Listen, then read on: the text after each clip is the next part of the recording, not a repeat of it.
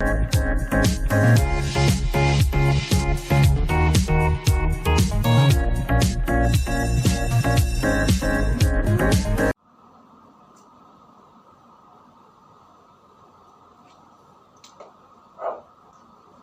विद्यार्थी मित्रों, good morning. આપણે ફિઝિક્સમાં લાસ્ટ ટાઈમ પ્રવાહ વિદ્યુત ચેપ્ટરની અંદર છેલ્લા 5 લેક્ચર જોઈ ગયા હતા। આજે નેક્સ્ટ લેક્ચરમાં એ જોઈએ કે ખરેખર આપણે જે અવરોધની વાતચીત કરી, વિદ્યુતસ્થિતિમાન વોલ્ટેજની વાતચીત કરી, પ્રવાહની વાતચીત કરી, તો આ બધું ખરેખર આપણને કામ ક્યાં લાગે? તો આપણે જોઈએ છીએ આપણે રોજિંદા જીવનની અંદર જ્યારે પંખો ફરતો હોય ત્યારે કલાક 2 કલાક પંખો ફેર્યા પછી પંખો ગરમ થઈ જાય છે, હા કે ના? તો ગરમ શું કામ થયો? એમાંથી કંઈક ઉર્જાનો લોસ થયો હોય, ઉર્જાનો વ્યય થયો હોય। તો એ આપણો ટોપિક આવે છે હવે મિત્રો, વિદ્યુત ઉર્જા અને વીજ પાવર। વિદ્યુત પાવરને કહેવાશે કાર્યત્વરા, વિદ્યુત ઉર્જા અને વિદ્યુત પાવર। મિત્રો ખાસ ધ્યાન આપજો, ખાસ ધારો કે આ એક અવરોધ છે, આ બિંદુ A, આ બિંદુ B। આપેલ અવરોધમાં A થી B તરફ પ્રવાહ પસાર થાય છે, I જેટલો પ્રવાહ પસાર થાય છે। આપેલ અવરોધનું મૂલ્ય કેટલું? ધારો કે R, અવરોધનું મૂલ્ય R, પસાર થતો પ્રવાહ I, એ બિંદુ પાસેના વોલ્ટેજ એને કહેવાય વિસ્થિતિમાન VA છે। તો એ બિંદુ પાસેના વિસ્થિતિમાન VA, બિંદુ B પાસેના વિસ્થિતિમાન VB। મિત્રો યાદ રાખજો ખાસ, જે બિંદુમાંથી પ્રવાહ બહાર નીકળતો હોય, અથવા તો ચલો અહીંથી પ્રવાહ એમાંથી બહાર નીકળે તો એ કેવો હોય? ધન। જે બિંદુ પાસે પ્રવાહ દાખલ થાય, તો દાખલ થતો પ્રવાહ હંમેશા ઋણ વિસ્થિતિમાન તરફ હોય, તો બહાર નીકળતો પ્રવાહ ધન વિસ્થિતિમાન તરફ હોય, દાખલ થતો પ્રવાહ હંમેશા ઋણ વિસ્થિતિમાન તરફથી હોય। મિત્રો યાદ રાખજો ખાસ, વિસ્થિતિમાન એટલે બીજું કશું નહીં, વિસ્થિતિમાન એટલે કહેવાય વોલ્ટેજ। શું કહેવાશે એને? વિસ્થિતિમાન એટલે કહેવાય વોલ્ટેજ। તો એ બિંદુ પાસેના વોલ્ટેજ એટલે કહેવાય વિસ્થિતિમાન VA છે, જે કેવા છે? ધન કેવા હશે પાછા? V પ્લસ, એ 0 કરતા મોટા છે। અહીંયા VB નું મૂલ્ય એ પણ કેવું હશે? V માઇનસ, એ પણ કેવા હશે? 0, એટલે કહેવાય V પ્લસ, આને કહેવાશે V માઇનસ। મૂલ્ય કહું છું, મૂલ્ય માટે હંમેશા યાદ રાખજો ખાસ, મૂલ્ય હંમેશા 0 કરતા મોટા આવશે। હવે A થી B તરફ જ્યારે પ્રવાહ પસાર થાય છે ત્યારે A અને B વચ્ચેનો વિસ્થિતિમાન તફાવત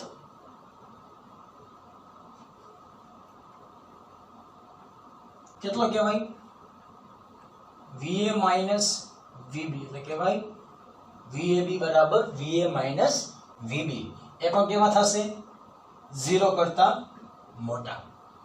જો A અને B વચ્ચેના વિસ્થિતિમાન તફાવત 0 કરતા મોટા હોય તો અને તો જ પ્રવાહ I A થી B તરફ પસાર થાય। જો પ્રવાહ A થી B તરફ પસાર થતો હોય તો શરત યાદ રાખજો, VA અને VB ની બાદબાકી 0 કરતા હંમેશા માટે મોટી મળશે। એ જ રીતે હવે સ્થિતિ ઊર્જાની વાતચીત કરીએ આપણે। ए पासेनी स्थिति ऊर्जा कहेवाय UA, बी पासेनी स्थिति ऊर्जा कहेवाशे UB, आनो सिम्बोल V। पछी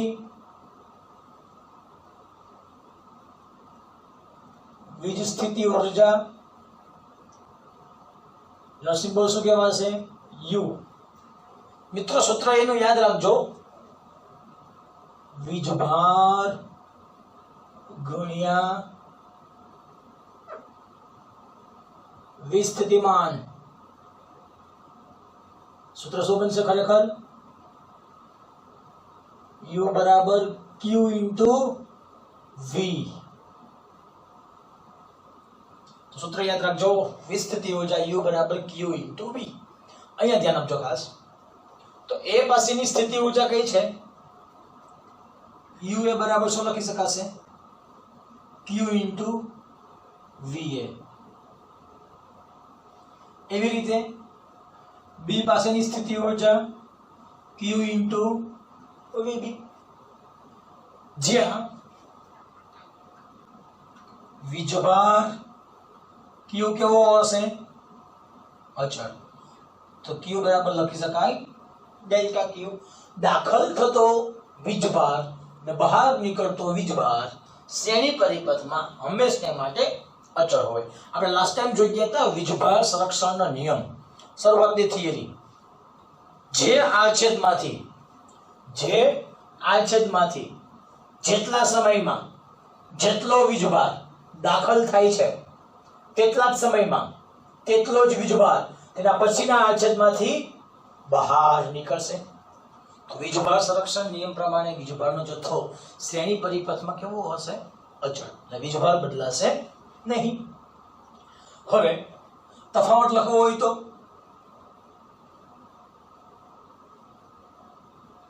ડેલ્ટા U એ બરાબર લખી શકાય Q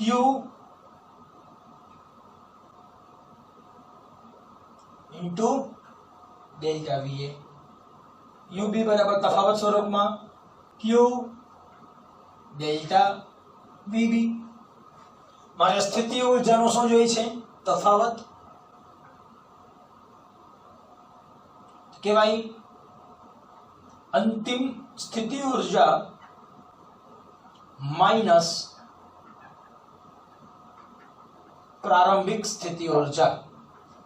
તો અંતિમ સ્થિતિ ઊર્જા મિત્રો કઈ છે? તો સ્થિતિ ઊર્જા કહેવાશે ડેલ્ટા U। અંતિમ કઈ છે? UB। પ્રારંભિક કઈ છે? UA। તો અંતિમ માઈનસ પ્રારંભિક, અંતિમ સ્થિતિ ઊર્જા માઈનસ પ્રારંભિક સ્થિતિ ઊર્જા। તો UB કેટલા હતા અહીંયા? શું લખી શકાશે અહીંયા? ઉપરનું લઈ લ્યો તો પણ ચાલશે।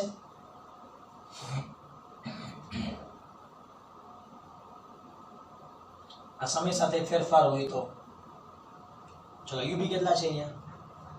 Q VB। UA કેટલા છે? Q VA। આખામાંથી સામાન્ય શું નીકળશે? Q, બાકી બચ્યા VB માઈનસ VA, જ્યાં VA માઈનસ VB કેવા છે? 0 કરતા મોટા છે, જ્યાં VB કેવા છે એટલે કહેવાય એનો મતલબ VA VB કરતા મોટા છે। જો VA VB કરતા મોટા હોય તો મોટામાંથી નાનો બાદ થાય, મોટામાંથી નાનો બાદ થયો। અહીંયા VB માઈનસ VA છે, નાનામાંથી મોટો બાદ, નાનામાંથી મોટો બાદ હોય તો જવાબ માઈનસ માં મળે।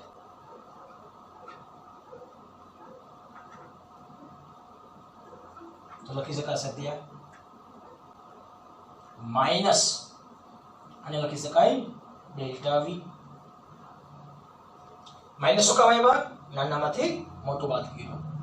હવે ધ્યાન આપજો ખાસ મિત્રો, હવે આપેલ વાહકમાંથી જ્યારે ઇલેક્ટ્રોન વીજભાર ગતિ કરતા હોય, ધારો કે તે વીજભાર બાહ્ય વિક્ષેત્રની હાજરીમાં ગતિ કરે છે, કોઈ પણ આયન સાથે અથડામણ કરતા નથી। જો કોઈ પણ આયન સાથે અથડામણ ન કરે તો એની ગતિ ઊર્જામાં વધારો થશે, ગતિ ઊર્જામાં વધારો થાય તો સ્થિતિ ઊર્જામાં ઘટાડો થાય। એટલે કહેવાય ઉર્જા સંરક્ષણ નિયમ પરથી કાર્ય સૂત્ર કયું છે? W બરાબર ડેલ્ટા K બરાબર માઇનસ ડેલ્ટા U. તો ડેલ્ટા K બરાબર માઇનસ ડેલ્ટા U. તો માઇનસ ડેલ્ટા U બરાબર શું લખી શકાય? Minus delta K. તો લખી શકાશે અહીંયા. તો ગતિ ઉર્જા ફેરફાર ડેલ્ટા K કેટલા મળશે? માઇનસ ડેલ્ટા U બરાબર Q ડેલ્ટા V. આ જે ગતિ ઉર્જામાં ફેરફાર થાય છે, વીજભાર ગતિ કરીને જે કાર્ય કરશે તે કેવું મળશે આપણને? ધન. તો કાર્ય લખવું હોય તો W બરાબર ડેલ્ટા K બરાબર માઇનસ ડેલ્ટા U. ચલો ડેલ્ટા K કેટલા છે? Q delta V. W બરાબર Q ડેલ્ટા V. જ્યાં વીજભાર Q કેમ લખી શકાય? I ઇન્ટુ ડેલ્ટા T, અથવા તો ડેલ્ટા Q બરાબર Q. ડેલ્ટા Q બરાબર I ડેલ્ટા T. યાદ છે કે નહીં મિત્રો સૂત્ર બધાને? ક્યાંથી આવ્યું હતું?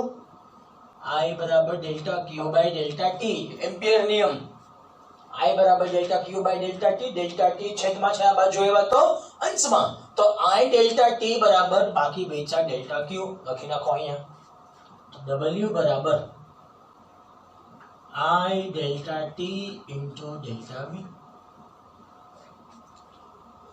હવે ડેલ્ટા T અંશમાં છે આ બાજુ એવા તો છેદમાં. આને કહેવાય W બરાબર જ્યાં વિસ્થિતિમાન તફાવત A થી B તરફ લખી શકાય ડેલ્ટા V. AB બરાબર લખી શકાશે ડેલ્ટા V બરાબર V બરાબર I ઇન્ટુ R. ઓહમ નિયમ મૂકી દે કિંમત. તો W બરાબર I delta T I into R લખી શકાય I square into R delta T. Delta T અંશમાં છે આ બાજુ એવા તો છેદમાં. ને કહેવાય કાર્ય કરવાનો દર, ને કહેવાય કાર્ય ત્વરા, કહેવાય પાવર. કેટલો મળશે સૂત્ર? P બરાબર ડેલ્ટા T અંશમાં છે આ બાજુ એવા તો છેદમાં. આપણને ખબર છે ઊર્જા ભાગ્યા સમય. ઊર્જા ભાગ્યા સમય જેને આપણે શું કહીએ છીએ? પાવર. કેટલી ઊર્જા મળી હતી અહીંયા? ડેલ્ટા T અંશમાં છે આ બાજુ આવી ગયા તો છેદમાં બાકી બેચા I સ્ક્વેર ઇન્ટુ R. જ્યાં I બરાબર શું છે? V by R. V બરાબર I ઇન્ટુ R. તો I બરાબર શું લખી શકાય? V by R. મૂકી દો કિંમત ત્યાં. તો બીજું સૂત્ર કયું મળશે આપણને? V square by R square into R. R cancel, બાકી બેચા V સ્ક્વેર બાય R. હજી આગળ જઈએ તો મૂકી દો કિંમત આમાં.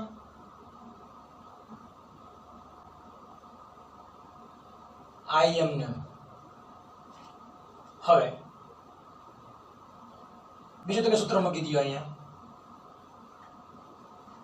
અહીં લખી નાખો. ચલો અહીં લખી નાખો. P બરાબર I સ્ક્વેર R. I કેમ લખી શકાય? I into I. I કેટલા લખી શકાશે? V by R. R cancel. તો કુલ પાવરના સૂત્ર કેટલા મળશે? વીજ પાવરના સૂત્ર P બરાબર I સ્ક્વેર ઇન્ટુ R. બીજું સૂત્ર V સ્ક્વેર બાય R. ત્રીજું સૂત્ર VI. મિત્રો આ સૂત્ર ખાસ ધ્યાન રાખજો, યાદ રાખજો. જ્યાં P બરાબર I સ્ક્વેર R, VI પામતો પાવર.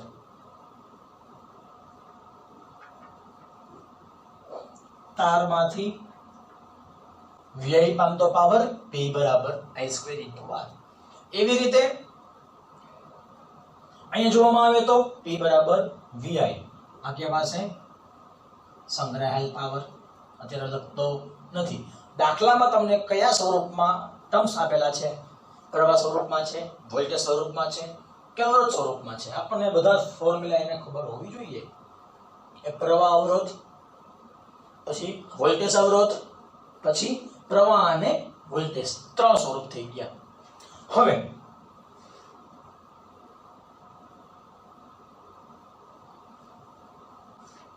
આ જે પાવર મળ્યો આપણને, તો ખરેખર પાવર માંથી ઉર્જા ક્યાંથી આવતી હશે?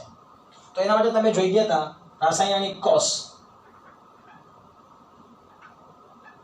જેને કહેવાય વીજ કોષ, જેને આપણે કહીએ છીએ બેટરી.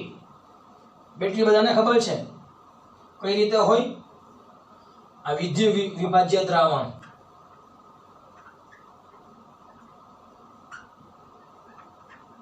વિદ્યુત વિભાજ્ય દ્રાવણ. આપેલ વિદ્યુત વિભાજ્ય દ્રાવણની અંદર બે ઇલેક્ટ્રોડ મૂકવામાં આવે છે. ઇલેક્ટ્રોડ આ કહેવાશે એનોડ, આ કહેવાશે કેથોડ. એનોડ કેવો હોય? ધનભારિત. કેથોડ કેવો હશે? ઋણભારિત.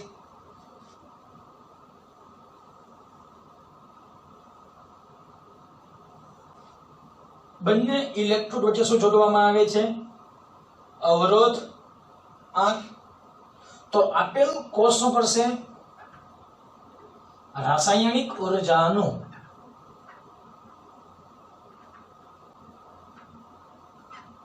વિદ્યુત ઉર્જામાં રૂપાંતર કરે. તો આપેલ રાસાયણિક કોષ રાસાયણિક ઉર્જાનું વિદ્યુત ઉર્જામાં રૂપાંતર કરશે. જેટલી રાસાયણિક ઉર્જા વેડફાશે સામે એટલી વિદ્યુત ઉર્જા ઉત્પન્ન થશે. એથી વિશે આગળ વાતચીત કરીએ. આપણા સામાન્ય જીવનની અંદર આ કોઈ એક ગામ છે. ગામમાં બધા શું હશે? મકાનો હશે. મકાન પહેલું, મકાન બીજું, મકાન ત્રીજું. દરેકના મકાનમાં શું આવતું હશે? કંઈક થાંભલામાંથી.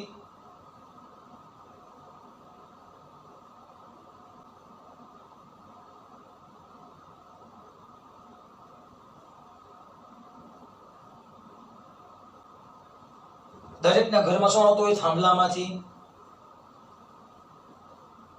કંઈક વીજ પાવર આવતો હશે. આ ખરેખર વીજ પાવર આવ્યો ક્યાંથી?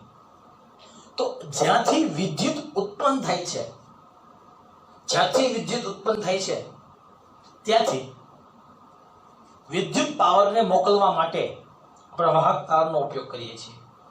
વાહક તાર ને પોતાનો શું હોય? આંતરિક અવરોધ હોય. ઓકે, અહીંયા શું મૂક્યું હશે? પાવર સ્ટેશન છે. શું છે? પાવર સ્ટેશન છે. તો અહીંથી મારે પાવર મોકલવો છે. કચ્છના મુન્દ્રા પોર્ટમાંથી મારે જેતપુર સુધી તમારે વિદ્યુત પાવર જોતો હોય તો મારે વાયર કેટલું લાંબુ કરવું પડે? 500 કિલોમીટર, 400 કિલોમીટર. વિચાર કરો મિત્રો, 400 કિલોમીટર જો વાયર લાંબુ થાય તો તારને પોતાનો શું હોય? અવરોધ હોય. દ્રવ્યને પોતાનો અવરોધ હોય. અવરોધને કારણે શું થાય? પાવરનો લોસ થાય. પાવરનો લોસ થાય તો માંથી કચ્છના મુન્દ્રા પોર્ટમાંથી 500 મેગાવોટનો પાવર મોકલ્યો હોય, જેતપુર પહોંચે તો 5 મેગાવોટ પાવર બાકી બચ્યો હોઈ શકે નહીં. હવે મારે શું જોઈએ છે? એ 500 મેગાવોટને મારે જેતપુર પહોંચાડવો છે. 450 મેગાવોટ હોવો જોઈએ.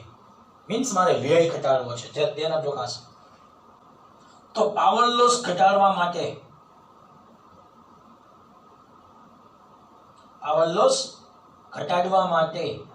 મારે શું કરવું પડે?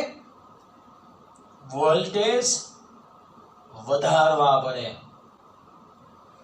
પેલા જો પ્રવાહને કારણે મોકલું તો વધારે પ્રવાહને લીધે પાવર લોસ કેવો હોય? વધારે. શું કામ? P બરાબર I સ્ક્વેર ઇન્ટુ R, તો P એ પ્રવાહના વર્ગના સમપ્રમાણમાં છે. જો પ્રવાહ વધારે હોય, પ્રવાહ શું હોય? વધારે હોય, તો પાવરનો લોસ વધારે.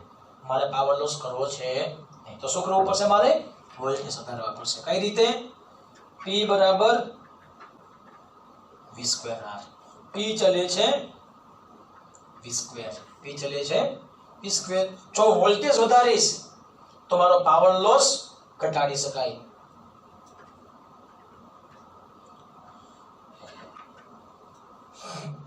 હવે જો મારે વોલ્ટેજ ઘટાડવો છે તો શું કરીશું? વોલ્ટેજ વધારીશ. એ વોલ્ટેજ વધારવા માટે મારે શું જોશે? વોલ્ટેજ વધારવા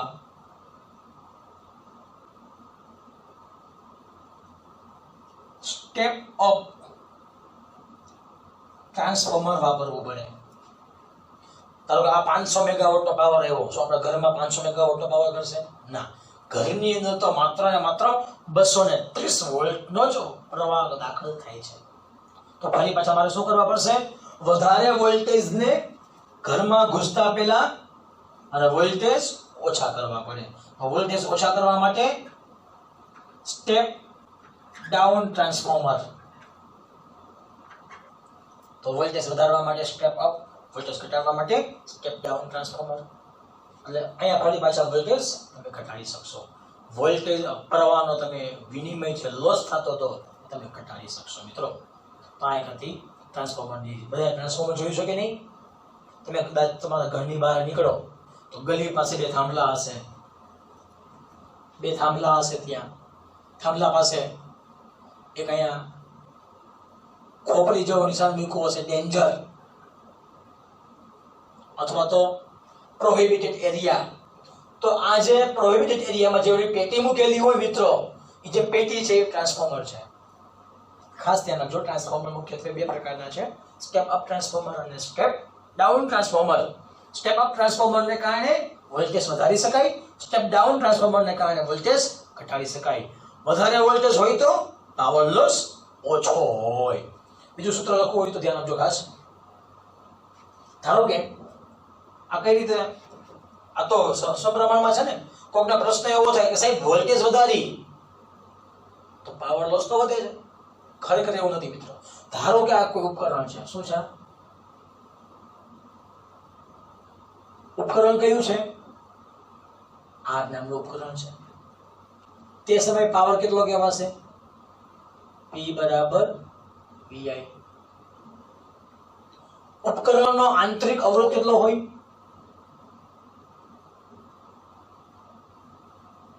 કેબલ.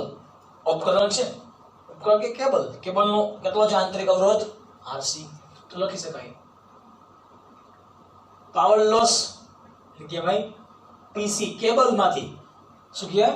કેબલમાંથી લોસ થતો પાવર કેટલો છે?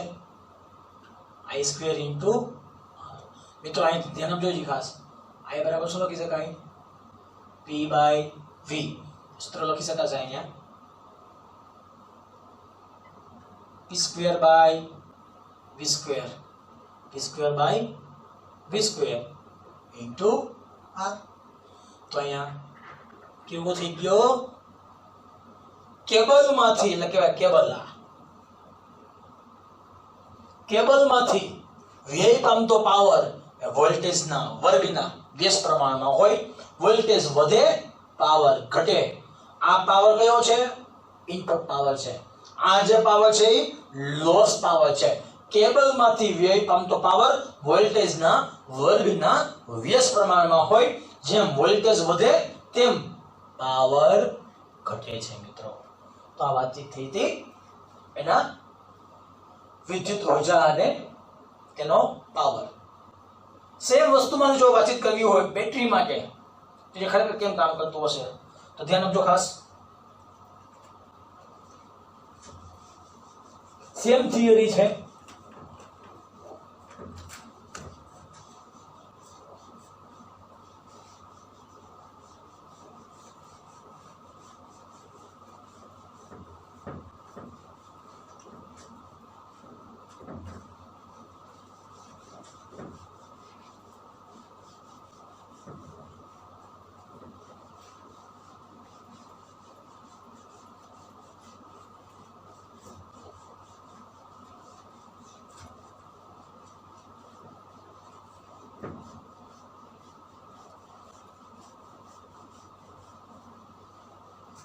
જો મિત્રો ખાસ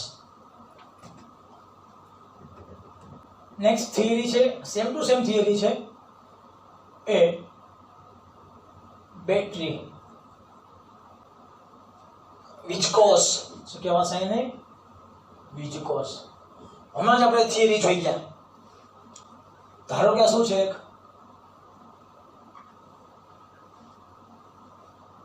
એક રાસાયણિક કોષ છે.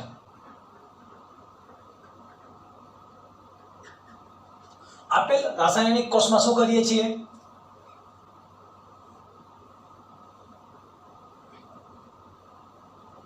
વિદ્યુત વિભાજ્ય દ્રાવણ ભરીએ છીએ.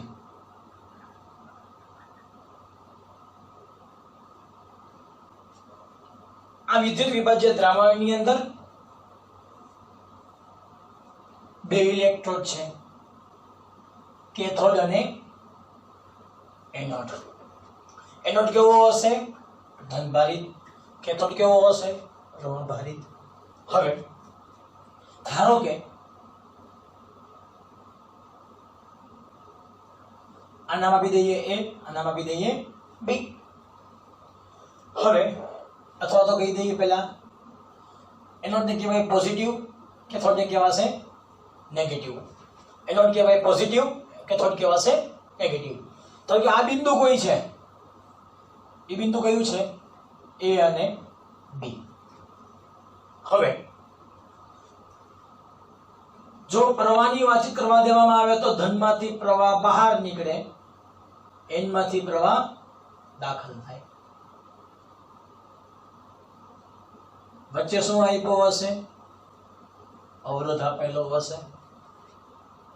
આપણને ખબર છે આના વોલ્ટેજ કયા કહેવાશે? V plus. આના વોલ્ટેજ કયા કહેવાશે? V minus. V પ્લસ કેવા હશે? 0 કરતા મોટા. V માઇનસ પણ કેવા હશે? 0 કરતા મોટા હશે. તો P બિંદુ પાસેનું વિસ્તૃતિમાન V પ્લસ, N બિંદુ પાસેનું વિસ્તૃતિમાન V માઇનસ. V પ્લસ અને V માઇનસ કેવા થઈ ગયા? 0 કરતા મોટા. જો મિત્રો ખાસ આપણે જે લાસ્ટ ટાઈમ હમણાં આગળની થિયરી જોઈ ગયા, સેમ એના જેવી થિયરી છે. હવે પ્રવાહ બહાર નીકળે છે. પ્રવાહ બહાર નીકળશે તો પ્રવાહ ક્યાંથી ક્યાં જશે? P થી N તરફ. નામ આપી દો C અને D. તો હવે ધ્યાન આપજો ખાસ. સૌપ્રથમ અહીં જો એટલામાં વાતચીત કરવી હોય તો આ પ્રક્રિયાની અંદર પ્રથમ તબક્કામાં ધારો કે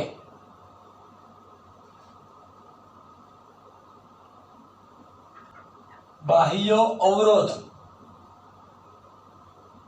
જોડેલ ન હોય. એનો મતલબ મેં અવરોધ જોડ્યો નથી.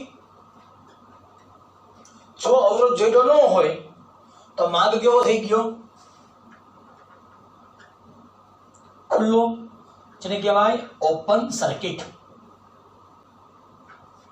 જો માર્ગ ખુલ્લો હોય તો ઓપન સર્કિટ થઈ ગયો. ઓપન સર્કિટમાં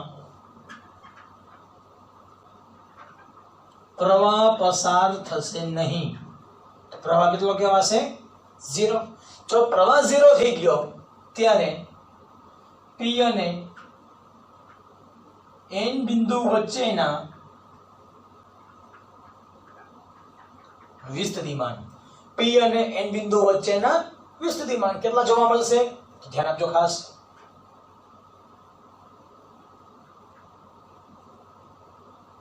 P થી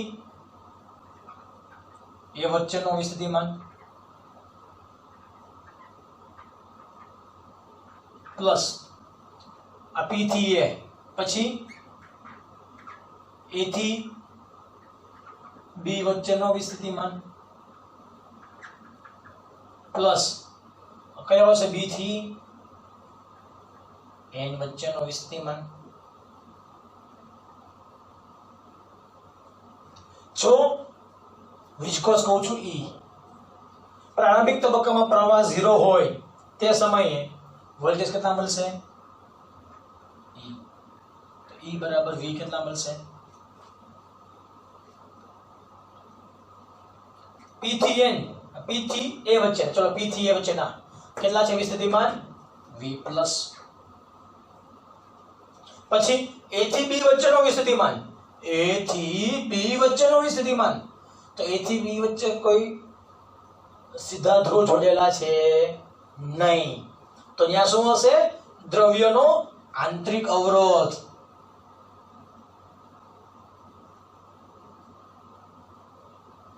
તો દ્રવ્યનો આંતરિક અવરોધ કેટલો હશે? અવરોધ હંમેશા પાવરનો વ્યય કરે. અવરોધ હંમેશા પાવરનો વ્યય કરે. પાવરનો વ્યય થઈ તો વોલ્ટેજ ઘટાડે. વોલ્ટેજ ઘટાડશે તો શું આવશે? ત્યાં માઈનસ. ચલો કેમ લખી શકાય? દ્રવ્ય. હવે ફરી પાછું પ્લસ માઈનસ લખી નાખું ત્યાં V દ્રવ્ય. ફરી પાછા B થી N વચ્ચેનો વિસ્થિતિમાન, B થી N વચ્ચેનો વિસ્થિતિમાન કેટલો લખી શકાશે? ત્યાં V માઈનસ. હવે બધું ભેગું લખવું હોય તો A બરાબર V0 બરાબર, ચલો V પ્લસ એમને વત્તે ઓછે ઓછા V દ્રવ્ય કેમ લખી શકાય? દ્રવ્યમાં વ્યય થતો વોલ્ટેજ બરાબર પ્રવાહ ઇન્ટુ અવરોધ. ઓહમનો નિયમ લખી નાખો ત્યાં I into R plus V minus. તો હવે V plus plus V minus minus I into પ્રવાહ કેવો છે? 0. પ્રવાહ 0 છે, કેટલા લખી શકાશે ત્યાં?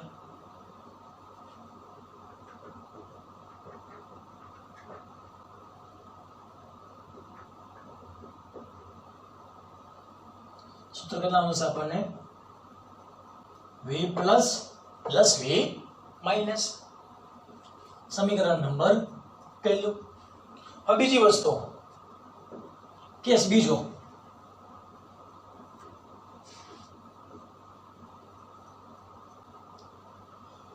ધારો કે બાહ્ય અવરોધ જોડેલ હોય ત્યારે, જો પરિપથમાં બાહ્ય અવરોધ જોડ્યો હોય ત્યારે માર્ગ કેવો થશે? બંધ. માર્ગ બંધ થાય તો એને કહેવાય ક્લોઝ સર્કિટ. જો માર્ગ બંધ હોય તો ક્લોઝ સર્કિટ કહેવાય. ક્લોઝ સર્કિટમાં પ્રવાહ પસાર થશે. જો પ્રવાહ પસાર થાય તો પ્રવાહનો માર્ગ ક્યાંથી બનશે? P થી C, C થી D, D થી N, N થી B, B થી A, A થી P. તો પ્રવાહનો માર્ગ ક્યાંથી બનશે? P થી C, C થી D, D થી N, N થી B, B થી A, A થી P. આવી ગયો પાછો B બંધ. પ્રવાહ કેવો થઈ ગયો? બંધ માર્ગમાં. તે સમયે P અને N બિંદુ વચ્ચે વિસ્થિતિમાન લખવો હોય તો ફરી પાછો P થી N વચ્ચેનો વિસ્થિતિમાન સેમ વસ્તુ. આ સમીકરણ નંબર 1. આ બીજો. તો સમીકરણ 1 પરથી હવે શું આવશે ત્યાં? V P થી N. હવે અહીંયા V0 રહેશે ને V0 શું હતા? મૂળભૂત અવસ્થાના હતા. તે સમયે પ્રવાહ હતો ને પ્રવાહ નહોતો તો કોઈ પાવર લોસ થશે નહીં. હવે V છે, સોરી પ્રવાહ છે, તો શું આવશે સૂત્ર? V પ્લસ V દ્રવ્ય પ્લસ V માઇનસ જ્યાં તમે અહીંથી વિચારો P થી N બહારનો ભાગ થઈ ગયો, અંદર N થી P આખો માર્ગ બંધ પરિપથ રચે છે. જો માર્ગ બંધ પરિપથ રચતો હોય તો પ્રવાહ સ્થાયી અવસ્થામાં વહે છે. જો પ્રવાહ સ્થાયી અવસ્થામાં વહેતો હોય ત્યારે અવરોધના વોલ્ટેજ, બાહ્ય અવરોધના વોલ્ટેજ કેટલા મળશે? V બરાબર I into R. મૂકી દે કિંમત ત્યાં. ચલો આ V, આ કેટલા મળશે? V પ્લસ V માઇનસ વત્તે ઓછે ઓછા V દ્રવ્ય કેટલા હતા? I into R. V plus V minus કેટલા છે સમીકરણ 2 પરથી? E I into R. હવે માઇનસ અહીંયા બાજુ આવે તો પ્લસ, V આ બાજુ આવે તો માઇનસ.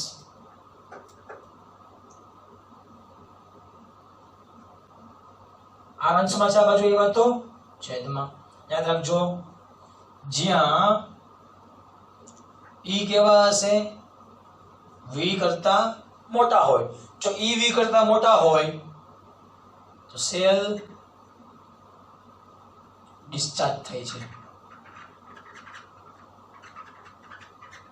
અને જો E કેવા હોય? V કરતા નાના હોય તો સેલ ચાર્જિંગ થાય છે. સેલ ડિસ્ચાર્જ થાય તો પ્રવાહ ક્યાંથી ક્યાં હોય? C થી D તરફ. અને જો સેલ ચાર્જિંગ થાય તો પ્રવાહ ક્યાંથી હશે? D થી C તરફ. એટલે કે ભાઈ ધન થી ઋણ તરફ, અને ડિસ્ચાર્જિંગમાં અથવા ચાર્જિંગમાં ઋણ થી ધન તરફ. તો મિત્રો આ વાતચીત થઈ ગઈ, બેટરીની વાતચીત થઈ ગઈ. બેટરીમાં પોટેન્શિયલ વોલ્ટેજ કઈ રીતે હોય, બેટરી ચાર્જિંગ ક્યારે થાય, બેટરી ડિસ્ચાર્જ ક્યારે થાય. ઓકે, આ મૂકી દે કિંમત છે. અહીંયા આ કેવા હતા? સ્મોલ હતા ને, અહીંયા સ્મોલ હતા. અહીંયા દ્રવ્યોના વોલ્ટેજ કેવા છે? સ્મોલ IR છે. અહીંયા પણ શું આવશે? Small IR. હવે એવી રીતે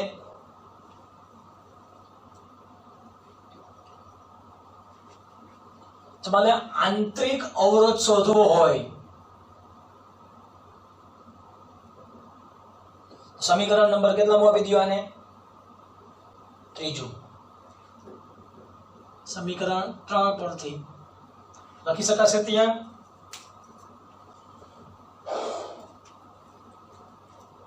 V બરાબર શું લખી શકાશે? I into capital R. V બરાબર સૂત્ર કયું હતું? E minus IR. ચલો માઇનસ પદ આ બાજુ આવે તો પ્લસ, આખામાંથી સામાન્ય R પ્લસ R. આ અંશમાં છે, આ બાજુ એવા તો છેદમાં R પ્લસ છે, આ બાજુ એવા તો માઇનસ. આ વાતચીત થઈ ગઈ મિત્રો એના આંતરિક અવરોધની. બેટરીના ટર્મિનલ જોઈ ગયા. એક શબ્દ યાદ રાખજો, બે છેડા વચ્ચેનો વિસ્થિતિમાન તફાવતનું બીજું નામ છે ટર્મિનલ વોલ્ટેજ. આપણે શું લખી છે? V બરાબર V થી C, અથવા તો કેવા હશે એને? E થી N. આ વાતચીત થઈ ગઈ એના ટર્મિનલ વોલ્ટેજની. તો મિત્રો આ વાતચીત આપણે થઈ ગઈ ભણ્યા માત્ર અને માત્ર વિદ્યુત ઉર્જા, વિદ્યુત પાવર અને બેટરી. છે કોઈને કઈ ડાઉટ આમાં? ઓકે, હવે તો આવતા લેક્ચરમાં આપણે જોઈશું આ બેટરીઓનું જોડાણ કઈ રીતે કરી શકાય. Okay, thank you very much.